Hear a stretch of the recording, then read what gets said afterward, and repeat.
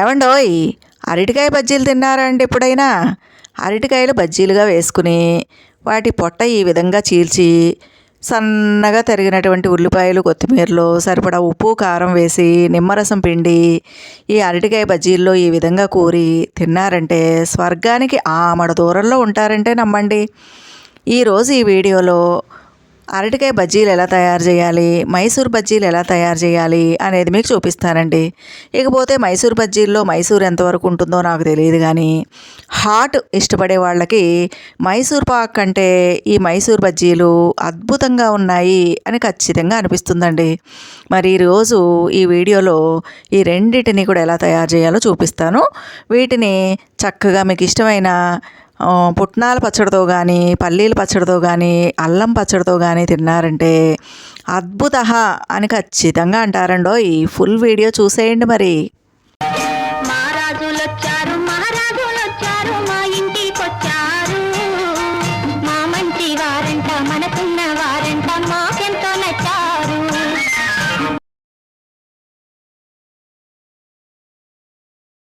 ఏమండోయ్, ఇవి మా తోటలో పండినటువంటి అరటి గెలండి. ఒకటి మామూలు అరటి పండ్ల గెల అనమాట. ఇంకొకటి ఏంటంటే కూర అరటి అండి. మరి మామూలు అరటి పండ్లు అందరికీ తెలుసు, ఇవి పండిన తర్వాత దేవునికి పెడతాము, మనం తింటాము, తియ్యగా ఉంటాయి. ఇప్పుడు ఈయన పెడుతున్నటువంటి ఈ గెల ఏంటంటే కూర అరటి అనమాట. ఇవి కొంచెం పొడవుగా ఉంటాయి, లావుగా ఉంటాయి, కొంచెం పెద్దగా ఉంటాయి అన్నమాట. ఈ కూర అరటిని మనం కూరగా వండుకోవచ్చు, ఇగురు కూరగా వండుకోవచ్చు, పులుసు కూరగా వండుకోవచ్చు, ఫ్రై చేసుకోవచ్చు, ఇంకా బజ్జీలు వేసుకోవచ్చు. ఇలా ఎన్నో రకాలుగా మనం ఉపయోగించుకోవచ్చండి. అదేవిధంగా ఇవి కూడా ఎల్లో కలర్లోకి పండిపోతే కనుక వాటిని పారేయాల్సినటువంటి అవసరం లేకుండా చక్కగా మనం తినేయచ్చండి. బొంత అరటి పండ్లు అని కూడా వీటిని అంటారనమాట.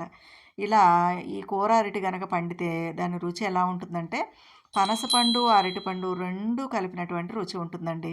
ఇకపోతే ఈ కూర అరటి తినడం వల్ల ఎన్ని లాభాలు ఉన్నాయి అనేది మీకు ముందుగా చెప్తానండి. ఆ తర్వాత బజ్జీలు ఎలా చేయాలో చూపిస్తాను.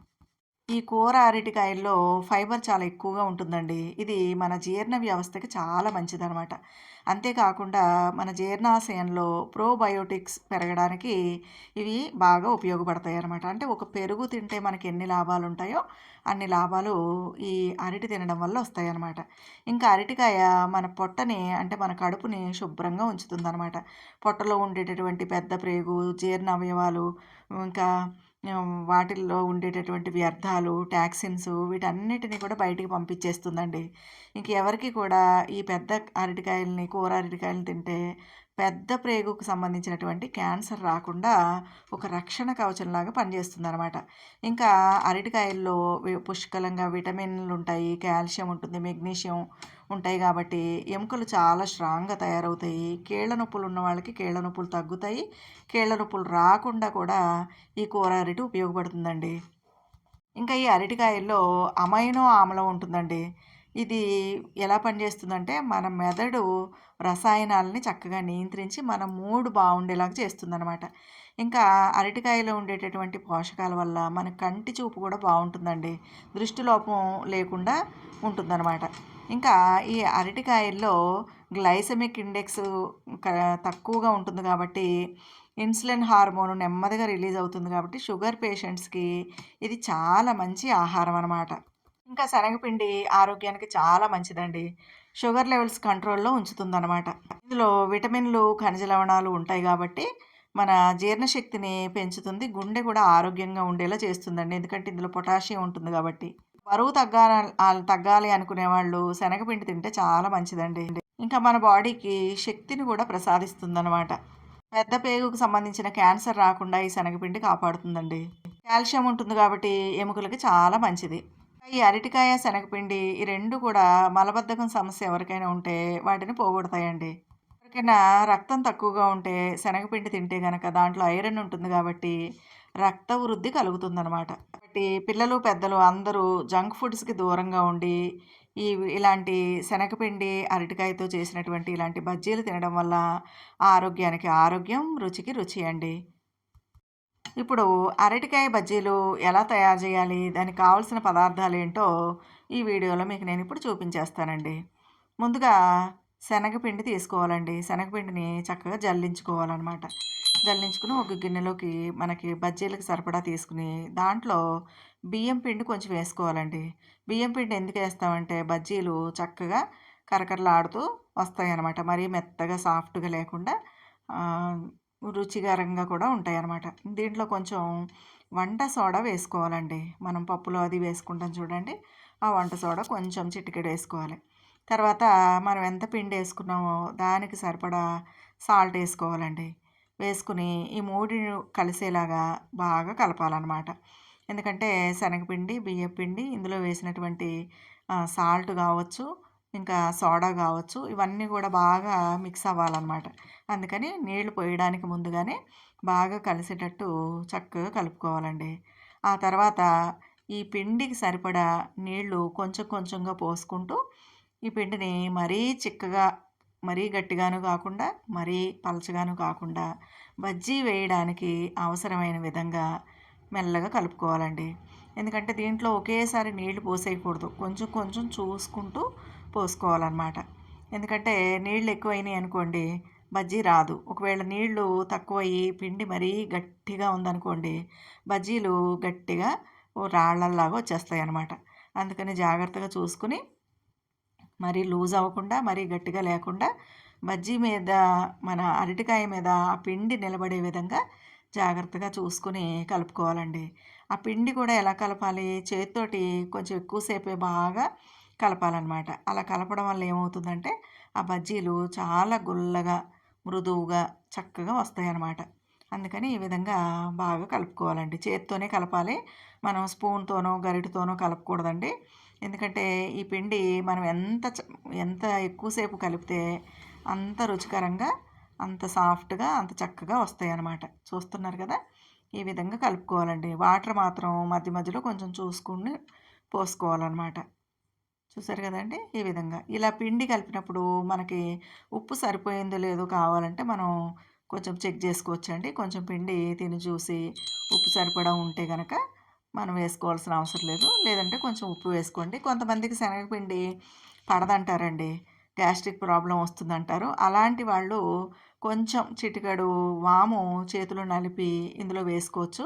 కానీ నిజానికైతే అరటికాయ బజ్జీలో వాము వేయరండి. ఎందుకంటే ఈ అరటికాయలోనే ఎన్నో మంచి గుణాలు ఉన్నాయి కదండీ! జీర్ణశక్తిని పెంచే విధంగా. అందుకని ఈ విధంగా చేసుకోవాలి. పిండి కలుపుకోవాలన్నమాట. ఇకపోతే అరటికాయని శుభ్రంగా కడిగి చక్కగా ఈ విధంగా పల్చగా రేకుల్లాగా క్రాస్గా కోసుకోవాలండి. చూసారు కదా! అరటికాయ క్రాస్గా పెట్టాలి కోసేటప్పుడు. ఇవి కట్ చేసేటప్పుడు వీడియో తీయడం మర్చిపోయానండి, నేను తీయలేదు. చూడండి ఎంత పల్చగా ఉన్నాయో రేకుల్లాగా. ఈ విధంగా పల్చగా అంటే అరటికాయ క్రాస్గా పెట్టి ఈ విధంగా పల్చగా కోసుకుని నీళ్ళల్లో కొంచెం ఉప్పు వేసి నీళ్ళల్లో వేసుకోవాలండి. లేదంటే అరటికాయ ముక్కలు నల్లగా అయిపోతాయి అన్నమాట. తర్వాత ఆయిల్ వేడెక్కనివ్వాలండి. ఆయిల్ బాగా వేడైన తర్వాత ఈ అరటికాయ ఉన్నాయి కదండి, అరటికాయ పీసెస్ని ఆ బజ్జీల్లో వేసుకోవాలి. నీరంతా కూడా శుభ్రంగా దులిపేయాలండి. నీళ్ళు లేకుండా ఈ బజ్జీల పిండి ఉంది కదా, శనగపిండిలో వేసుకోవాలన్నమాట. ఆయిల్ మాత్రం పూర్తిగా కాగాలండి. కాగిన తర్వాత ఆ పిండిలో ఈ అరటికాయ ముక్క ఈ విధంగా ముంచి దానికి అంటుకున్న పిండి ఇలా కిందికి దులిపేయాలండి. లేదంటే ఇంత లావున వస్తాయి అన్నమాట బజ్జీలు. అలా రాకుండా చూడండి ఈ విధంగా పిండి అంతా కూడా ఇలా దులిపితే కనుక ఎక్స్ట్రా ఉన్న పిండి అంతా కూడా కిందికి జారిపోతుంది అనమాట. జారిపోయి చక్కగా ఒక పల్చటి లేయర్ లాగా ఆ అరటికాయ మీద ఈ పిండి నిలబడుతుంది అనమాట. ఇలా ఉంటేనే బజ్జీలు బాగుంటాయండి. చాలామంది అందులో ముంచేసి డైరెక్ట్గా వేసేస్తూ ఉంటారు. అలా వేస్తే కనుక బజ్జీలు ఇంత లావున వచ్చేసి ఆ పిండి సరిగ్గా ఉడకకుండా ఉండి రుచిగా ఉండవండి. అందుకని మళ్ళీ ఇంకొకసారి చూడండి, ఆ పిండిలో వీటిని ముంచాలన్నమాట. ముంచి ఆ పిండి అంతటిని ఇలా పొడవుగా నిలబెట్టి ఇలా దులిపేసేయాలండి. ఇలా దులిపేస్తే ఎక్స్ట్రా ఉన్న పిండి అంతా కూడా కిందికి జారిపోతుంది అనమాట. ఇలా వేసుకోవాలండి బజ్జీలన్నీ. మనకి ఆ నూనె పెట్టినటువంటి ఆ బాండి నిండిన తర్వాత ఇవి బాగా వేగిన తర్వాత అవి తీసేసి అప్పుడు మళ్ళీ ఇంకొక వాయ వేసుకోవాలన్నమాట. చూసారు కదా. ఈ బజ్జీలు ఇలా వేసిన తర్వాత వెంటనే కలిపేయకూడదండి. వెంటనే కదిపామంటే ఆ శనగపిండి అంతా కూడా ఆయిల్ అంతా స్ప్రెడ్ అయిపోతుంది అనమాట. అందుకని కొంచెం నూనె కాగేంత వరకు హై ఫ్లేమ్ పెట్టాలండి. తర్వాత బజ్జీలు వేసేటప్పుడు మనం కొంచెం లో ఫ్లేమ్లో పెట్టుకోవాలి. ఆ తర్వాత బజ్జీలు వేసిన తర్వాత మీడియం ఫ్లేమ్లో పెట్టుకొని కొంచెం ఉడకనివ్వాలండి. మరీ చిన్న మంట పెట్టారంటే ఈ బజ్జీలు వేగవన్నమాట. మరీ పెద్ద మంట పెట్టారంటే మాడిపోతాయి. అందుకని మీడియం ఫ్లేమ్లో పెట్టుకుని ఈ విధంగా చక్కగా రంగు మారే విధంగా అటు ఇటు దొర్లించుకుంటూ వేగనివ్వాలండి. చూసారు కదా, మనం వంట సోడా వేసాం కాబట్టి చక్కగా గుల్లగా ఎలా ఉబ్బుతున్నాయో చూడండి, చక్కగా పొంగుతున్నాయి అన్నమాట. చూసారు కదా, ఈ విధంగా వేసుకోవాలండి బజ్జీలు. ఇలా మనం అటు ఇటు ఎటువైపు వేగకపోతే అటువైపు మనం తిప్పాలన్నమాట. కొంచెం ఓపికగా చేసుకోవాలండి. మరి పిల్లలైనా పెద్దలైనా ఎవరైనా సరే బయట దొరికేటటువంటి ఫుడ్స్కి చాలా దూరంగా ఉండాలండి. బయట వాళ్ళు ఎలాంటి ఆయిల్స్ ఉపయోగిస్తారో మనకు తెలియదు. ఇంకా ఈ ఇవి కూడా ఇవి రకరకాల పిండిలు కూడా కలిపేసి ఏమో తయారు చేస్తారండి. అందుకని ఇంట్లోనే చక్కగా ఒక అరటి చెట్టు వేసుకుని పండించుకుంటే, ఒక్కసారి అరటి చెట్టు వేస్తే అసలు దానికి చావు ఉండదండి. బోల్డన్ని కూరలు వండుకోవచ్చు, ఇలా బజ్జీలు కూడా వేసుకోవచ్చు అనమాట. చక్కగా ఇలా బజ్జీలు వేసి పెడితే పిల్లలు ఎంతో ఇష్టంగా తింటారండి. వీటిని మరి మంచిగా మధ్యలోకి చీల్చి, తర్వాత ఉల్లిపాయ ముక్కలు, కొత్తిమీర సన్నగా తరిగి, ఉప్పు కారం వేసి, నిమ్మరసం పిండి బజ్జీల మధ్యలో కూరి తింటే గనక అద్భుతంగా ఉంటుందండి. ఇటు శనగపిండి మంచి ప్రోటీన్ ఉంటుంది, ఎన్నో ఆరోగ్య ప్రయోజనాలు ఉన్నాయి. అరటికాయలో కూడా మంచి ఫైబర్ ఉంటుంది. ఉల్లిపాయలు కొత్తిమీర వేస్తాం కాబట్టి దాంట్లో కూడా మంచి ఫైబర్తో పాటు ఆరోగ్య ప్రయోజనాలు ఎన్నో ఉంటాయి కాబట్టి ముఖ్యంగా డయాబెటీస్ ఉన్న వాళ్ళకి ఇది చాలా మంచిదండి. ఈ విధంగా అరటికాయ బజ్జీలన్నీ వేసుకోవాలి. ఇది మైసూర్ బజ్జీ అండి. మైసూర్ బజ్జీలు వేయడం కూడా చాలా ఈజీ అనమాట. అయితే ఈ మైసూర్ బజ్జీలకు కావాల్సిన పదార్థాలు ఏంటంటే మైదా పిండి అండి. మైదా పిండి ముందుగా జల్లించుకోవాలి. దాంట్లో సరిపడా ఉప్పు, కొంచెం వంట సోడా, కొంచెం జీలకర్ర, ఇంకా ఉల్లిపాయ ముక్కలు, పచ్చిమిరపకాయ ముక్కలు వేసుకుని పెరుగు, గట్టి పెరుగు ఉంటుంది కదండి, ఆ పెరుగు వేసుకుని బాగా కలుపుకోవాలన్నమాట. కలిపి ఈ విధంగా బూరెలు వేసుకున్నట్టు ఈ విధంగా వేసుకోవాలండి. అయితే అరటికాయ బజ్జీతో పోలిస్తే ఈ ఈ మైసూర్ బజ్జీ అంత ఆరోగ్యకరమైన టిఫిన్ ఏం కాదండి. అరటికాయ బజ్జీ తింటే చాలా ఆరోగ్య ప్రయోజనాలు ఉంటాయి. ఈ ఈ మైసూర్ బజ్జీ వల్ల అంత పెద్ద ఉపయోగాలు ఏమి ఉండవండి. ఎందుకంటే మనం మైదా పిండి ఎంత తక్కువ వాడితే అంత మంచిదనమాట. అది జంక్ ఫుడ్తో సమానం మైదా పిండి అంటే. కాబట్టి ఇలాంటి టిఫిన్లు ఎప్పుడైనా ఒకసారి అకేషనల్గా చేసుకోవాలి తప్ప అస్తమానం చేసుకుని ఈ మైదా పిండితో చేసేటటువంటి వస్తువులు ఎక్కువగా తినకపోవడమే మంచిదండి ఈ పదార్థాలని. చూసారు కదా, మైదా పిండితోటి చేసినటువంటి మైసూర్ బజ్జీలు అనమాట. ఇవి తినడానికి మెత్తగా ఉంటాయండి, చక్కగా చాలా సాఫ్ట్గా ఉంటాయి కాబట్టి తినడానికి చాలా రుచికరంగా ఉంటాయి. కానీ ఎప్పుడన్నా ఒకసారి అకేషనల్గా వేసుకోవాలి. లేదంటే ఇటు అరటికాయ బజ్జీ, ఇటు మైసూర్ బజ్జీ రెండు వేసుకుని అవి రెండు ఇవి రెండు తింటే పెద్దగా ఇబ్బంది ఏమి ఉండదండి. అంతేగాని ఒకేసారి ఇవే ఒక అరడజను పెట్టుకుని తింటే డయాబెటీస్ ఉన్న వాళ్ళకి షుగర్ లెవెల్స్ పెరిగిపోతాయి అన్నమాట. అందుకని ఈ మైదాతో చేసినటువంటి పదార్థాలు డయాబెటిక్ పేషెంట్స్కి మంచిది కాదండి. ఇంకా బరువు తగ్గాలనుకునే వాళ్ళకు కూడా ఈ మైసూర్ బజ్జీ మంచిది కాదనమాట. కాబట్టి ఎక్కువ శాతం మనం అరటికాయ బజ్జీలే ఎక్కువ వేసుకోవాలండి. ఎప్పుడన్నా అకేషనల్గా, ఎప్పుడన్నా ఒకసారి నోటికి రుచిగా తినాలి అనుకున్నప్పుడు ఈ మైసూర్ బజ్జీలు మనం ట్రై చేయొచ్చు అనమాట. మైసూర్ బజ్జీల్లో పెరుగు వేసి బాగా కలిపిన తర్వాత ఒక అరగంట పక్కకు పెట్టేసుకోవాలండి. ఎందుకంటే ఎంత నానితే అంత సాఫ్ట్గా ఈ బజ్జీలు వస్తాయి అన్నమాట. ఈ బజ్జీలు వేడిగా ఉన్నప్పుడు చాలా రుచిగా ఉంటాయండి. మంచి పచ్చడితో తింటే చాలా టేస్టీగా ఉంటాయి. పిల్లలు అయితే చాలా ఇష్టపడతారు. పిల్లలకి పెట్టచ్చండి. పిల్లలకైతే ఈ టిఫిన్ వల్ల ఏమీ తప్పు ఉండదు. చిన్నపిల్లలు కాబట్టి వాళ్ళు బయట ఆడతారు కాబట్టి పెద్దవాళ్ళకి తగినంత శారీరక శ్రమ ఉండదు కాబట్టి ఈ మైసూర్ బజ్జీలు మాత్రం మాత్రంగానే తినాలి. అరటికాయ బజ్జీలు అయితే ఎన్ని తిన్నా మరేం పర్వాలేదండి. చూసారు కదా, ఈ విధంగా రంగు మారే విధంగా ఈ బజ్జీలను కూడా మనం వేయించుకోవాలన్నమాట. చూసారు కదా, ఈ విధంగా మైదా పిండిలో కొంచెం జీలకర్ర కూడా వేసుకోవాలండి. వేసుకుంటే ఇంకా డైజెషన్ ప్రాబ్లం కూడా ఉండదన్నమాట. ఇలా నూనె అంతా వాడిపోయే విధంగా ఈ రంధ్రాలు ఉన్నటువంటి ఈ గిన్నెలోకి మనం తీసేసుకోవాలన్నమాట. తీసుకుంటే ఒకవేళ ఎక్స్ట్రా ఉన్న ఆయిల్ ఏదైనా ఉంటే అది బయటకు వచ్చేస్తుందండి.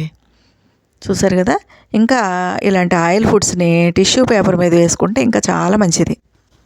చూసారు కదండి. ఈ విధంగా అరటికాయ బజ్జీలు, వీటితో పాటు మైసూర్ బజ్జీలు 2 కూడా రెడీ అయిపోయినాయండి. ఇవి ఇక్కడ కాంతి సరిగ్గా లేదు కాబట్టి, ఇక్కడ వెలుతురు సరిగ్గా లేదు కాబట్టి మీకు ఈ కలర్లో కనిపిస్తున్నాయి, కానీ మంచి ఎల్లో కలర్లో చక్కగా అందంగా ఉంటాయండి చూడడానికి కూడా. ఈ టిఫిన్ మాత్రం చాలా చాలా మంచిది. ఈ విధంగా బజ్జీలు చేసుకుని మనకు నచ్చిన పచ్చడి చేసుకోవచ్చండి. పుట్నాల పచ్చడి చేసుకోవచ్చు, పల్లీల పచ్చడి చేసుకోవచ్చు, అల్లం పచ్చడితో తినచ్చు. లేదంటే ఇంతకుముందు నేను చెప్పాను కదండి, ఉల్లిపాయలు, తర్వాత కొత్తిమీర, నిమ్మరసం, ఉప్పు, కారం కలిపి వీటి మధ్యలో పెట్టుకుని మనం తింటే గనక అసలు పచ్చడి కూడా అవసరం ఉండదండి. అంత రుచికరంగా ఉంటాయన్నమాట. మరి ఇంత ఆరోగ్యకరమైన టిఫిన్స్ మనం చేసుకోవాలి, పిల్లలకి చేసి పెట్టాలండి. ఈ వీడియో నచ్చితే లైక్ చేయండి, షేర్ చేయండి. ఇంకా నా ఛానల్కి ఎవరైనా సబ్స్క్రైబ్ చేయని వాళ్ళు ఉంటే తప్పకుండా సబ్స్క్రైబ్ చేయండి.